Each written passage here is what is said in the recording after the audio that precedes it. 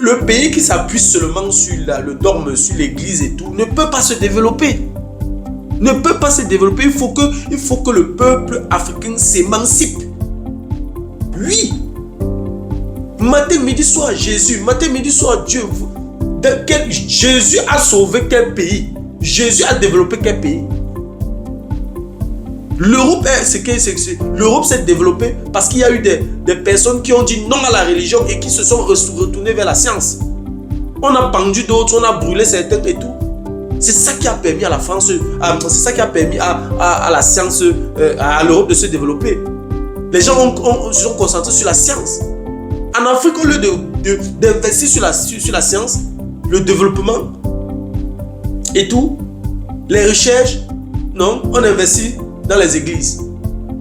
Les églises, je dis chaque jour, il y a au moins une église qui est ouverte dans nos pays. Il faudrait qu'à un moment donné que ça cesse. Donc vraiment, je suis très choqué par rapport à cela, de voir des papas, des mamans se faire manipuler, se faire tromper comme ça là dans des églises. Ça n'a aucun sens. Ça n'a aucun sens. Il faut vraiment que ça cesse.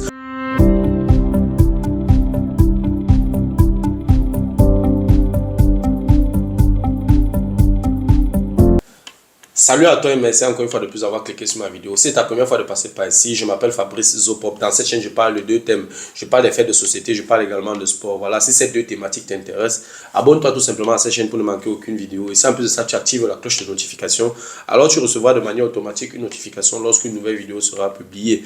Voilà, si en ce temps tu as des questions, des remarques, des suggestions, des critiques ou alors des propositions d'amélioration, n'hésite pas de m'écrire en commentaire.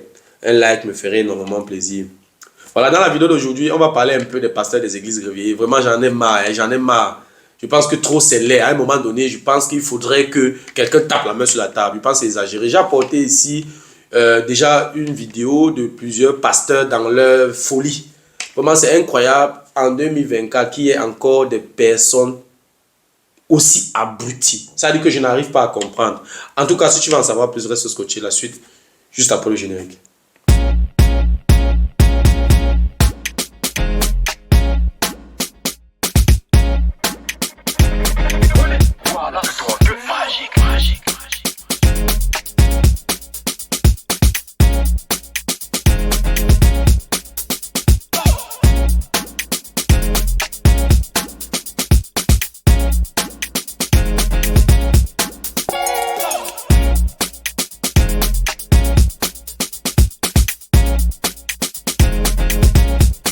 Voilà, comme je l'ai énoncé à l'introduction, j'ai apporté quelques vidéos ici sur les folies des pasteurs africains.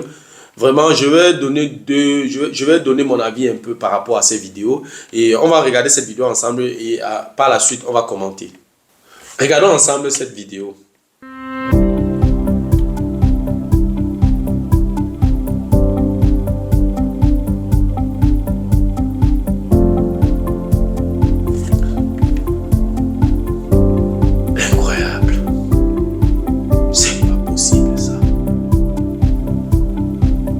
En 2024, il y a des personnes aussi abruties. Regardez vous-même. Regardez vous-même. Regardez. Regardez. Incroyable.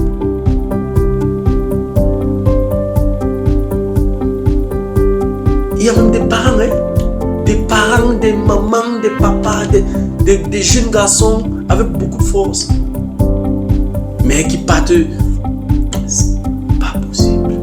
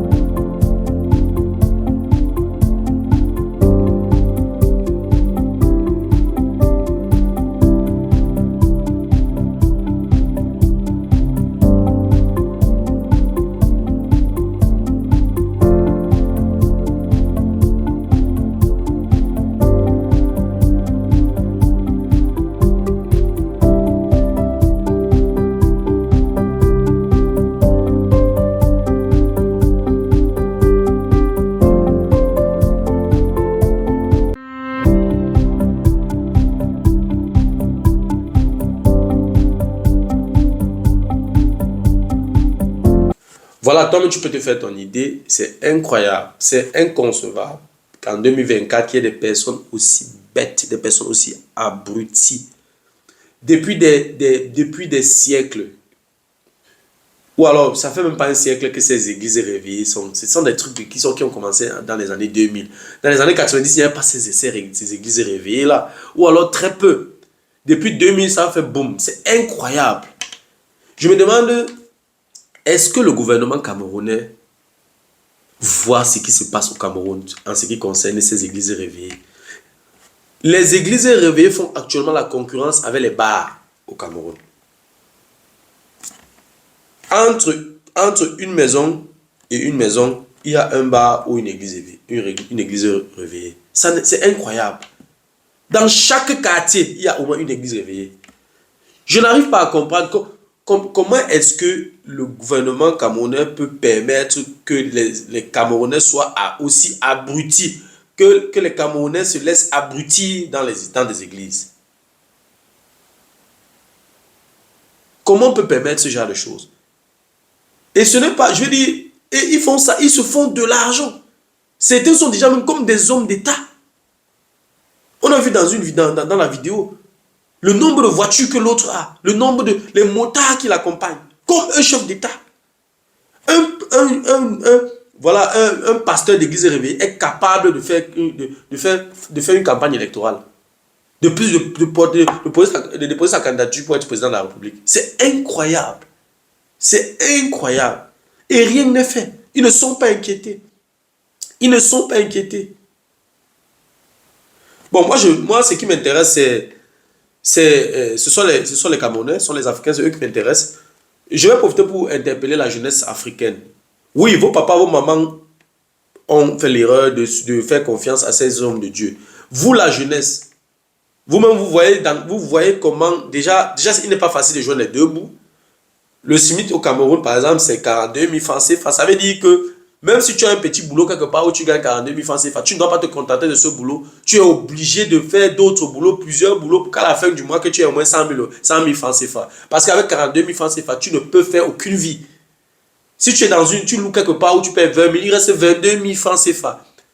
Rien que le transport pour aller là où tu travailles, si tu payes seulement 500 par jour, aller et retour, je sais pas, en 22 jours, tu es autour de 10 000, 11 000 francs CFA de transport. Sur les 22 000, il reste 11 000. Et que si tu dois manger, tu ne dois pas manger plus de 500. Les 42 000 sont finis. Tu tombes malade, c'est ton problème. Tu meurs. Tu ne vas pas t'habiller, tu vas marcher sans les vêtements. Tu ne peux pas faire un cadeau à quelqu'un. Tu ne peux rien faire d'extra. Tu ne peux pas voyager, aller à l'ouest peut-être, ou alors aller dans ton village pour je sais pas, pour un deuil, ou bien pour un funérail, ou bien pour un... Tu ne peux rien faire. Donc, avec 42 000, tu ne peux faire aucune vie. Et tu vas trouver d'abord, pour louer un petit studio, quel studio où va te coûter moins de 15 000. Même dans les zones marécageuses, c'est plus facile d'avoir un studio à 15 000 francs CFA. Donc, la force que tu as, l'énergie que tu as là, au lieu d'aller habiter dans les églises réveillées pour te faire abrutir, on te fait espérer à quelque chose qui n'existe pas. Vraiment, je suis désolé, je ne suis pas ici pour attaquer la foi des gens ici. Non, pardon. Il ne faudrait pas confondre mes propos. Je n'empêche personne de croire à son Dieu ou bien de croire à son être suprême. Mais j'interpelle la jeunesse de ne pas aller dans ces églises réveillées, de se concentrer, l'énergie, le temps qu'ils ont là, qu'ils aillent travailler, qu'ils aillent chercher l'argent. Qu'ils aillent chercher l'argent, qu'ils pensent à leur avenir. Au lieu d'aller... Il y a même des personnes qui sont dans les églises de lundi à dimanche. Lundi, nettoyage. Mardi, séance de prière. Mercredi, délivrance. Jeudi, c'est coup de quoi, on appelle ça comment, prédication, c'est quoi. Vendredi, croisade. Samedi, je sais pas, et dimanche, culte. Mais il faut qu'on arrête ça. Il faut qu'on arrête ça. Tu arrives même dans certaines églises, il y a le culte 3-4 fois la semaine. C'est pour faire quoi? Vous travaillez à quel moment? Je vois même certaines mamans là-bas. Tu éduques tes enfants à quel moment? Après, ils seront bandits quelque part, des prostituées, tu seras étonné. Quand tu passes tu es dans une église de lundi à dimanche, tu penses qu'il va éduquer tes enfants, madame? Donc je veux dire, je pense qu'il est temps que le gouvernement fasse le nettoyage, que le gouvernement combatte ce fléau des églises réveillées. Il y a quelqu'un va me demander, oui, mais est-ce que c'est ça, c'est la seule chose qui détruit le Cameroun? Ça fait partie des fléaux qui minent notre société, ça fait partie des fléaux qui abrutissent les Camerounais, les Africains. C'est très grave. Et ce qui me choque, c'est l'argent que ces gars se font dedans. C'est l'argent que ces gars se font dedans. Je ne sais pas avec qui je causais, quelqu'un m'expliquait que lui, il est photographe dans une église réveillée. Il se fait de l'argent. Donc lui, il n'est même pas chrétien, il est juste photographe.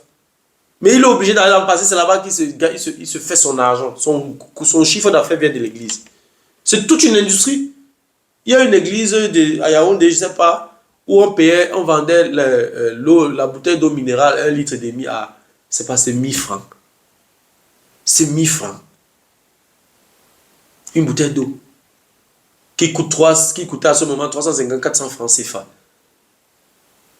Il n'a même pas besoin d'aller commander ça à Supermont ou bien ou à... Non, il achète ça dans un petit truc là, il vient là aux brasseries, là, il achète une bonne quantité à 350, il vient revendre à 1000 francs dans son truc. C'est son business, c'est son entreprise. Si de lundi à dimanche, il a pas... S'il a par exemple 3 cultes en une semaine, dans les 3 cultes et qu'il a, je sais pas, 200 personnes, et que sur les 200 personnes, il fait chaud en Afrique, au Cameroun, il fait chaud, à Douala, il fait chaud. Donc, si sur les 200 personnes, 100 personnes achètent une bouteille d'eau par culte, 100 bouteilles d'eau, rien que cette eau-là, s'il fait 600 francs CFA par bouteille, 600 francs CFA multiplié par 100, on a 60 000 francs CFA par culte. S'il fait 3 cultes, ça veut dire qu'en une semaine, il s'est fait 180 000 francs CFA. 180 000 francs CFA en une semaine. En un mois, il est autour de 800 000 francs CFA. Rien que l'eau. Et il y a aussi une église où où on vendait les lotus là, les mouchoirs. Le paquet coûte 100 francs à la boutique, normalement. Je ne sais pas si ça coûte encore 100 francs. Ça coûte 100 francs. Mais lui, il ne vendait pas le paquet, il vendait la pièce à l'intérieur. Comme ça sort 10 mouchoirs à l'intérieur, il vendait le mouchoir, c'est passé à 100 francs. Comme quoi, c'est le mouchoir béni. Ça veut dire que il achète, je sais qu'on achète généralement le paquet, on achète à 700, on revendait à 1000 francs, le paquet de 10. Ça veut dire qu'en fait, quand il achète normalement, il vend à 500 francs, il a déjà 300 francs de bénéfice. Mais il vend plutôt un qui est dedans. Ça veut dire que normalement, ça coûte 70 francs le paquet. Quand on achète en gros, 70 francs, ça sort 10 mouchoirs à l'intérieur, il vend à 500 francs, ça fait 1000 francs. Donc il dépense 70 francs pour acheter un paquet et il revend à 1000 francs. Il a 930 francs CFA de bénéfice. 930 francs CFA, ça c'est un paquet. Maintenant, le paquet de 10, ça fait 10 fois 930 francs CFA, ça fait 9300 francs CFA par paquet de 10. S'il vend comme ça par culte, 100 paquets de 10, ou bien même 50 paquets de 10, 50 fois presque 10 000 francs, il a combien? 5 fois 10 000, on a 50 000. Il a 500 000 francs CFA par culte. Donc vous voyez à quel point ces gens sont pervers. Donc vraiment, je dénonce avec la dernière énergie ces églises réveillées. N'allez plus là-bas. Prenez le temps que vous avez, allez chercher l'argent. Réfléchissez les voies et moyens, comment votre entourage va s'améliorer. C'est vous qui vous plaignez que le SMIC est bas. C'est vous qui vous plaignez qu'il n'y a pas le travail. Mais vous êtes dans les églises. Ces églises-là vous abrutissent.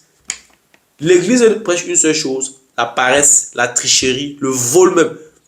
Parce que si quelqu'un reste, il n'apprend pas une formation, il prie qu'il va trouver le boulot. C'est la tricherie, c'est le vol. Oui, tu n'as pas appris tes leçons, tu vas à l'église, tu pries que tu vas passer l'examen. C'est la tricherie, c'est le vol. Donc quelqu'un qui s'assoit et prie seulement et ne fait rien, c'est un tricheur. C'est un tricheur. Tu peux prendre de temps en temps un peu de temps pour prier ton être suprême, pour prier ton Dieu. Mais ne fais pas ça. Je veux dire, ça ne doit pas être ta profession. Pour un début, il y a les pasteurs, des églises évangéliques, des églises protestantes, il y a les pasteurs, il y a les prêtres des églises catholiques. On peut s'arrêter d'abord à ce niveau. Mais toutes ces églises, les églises de Jésus revient bientôt, les églises de plein évangile, les églises pentecôtistes, le feu de Dieu, le feu de ceci, tout ça, ce sont des églises affermées. Affermées. Oui, il faut vraiment que les gouvernements africains régulent ça, parce qu'on s'enfonce. Les autres nations avancent à la vitesse de l'éclair. Les autres nations avancent. Et la majorité des pays les plus développés du monde ne sont pas chrétiens. Oui.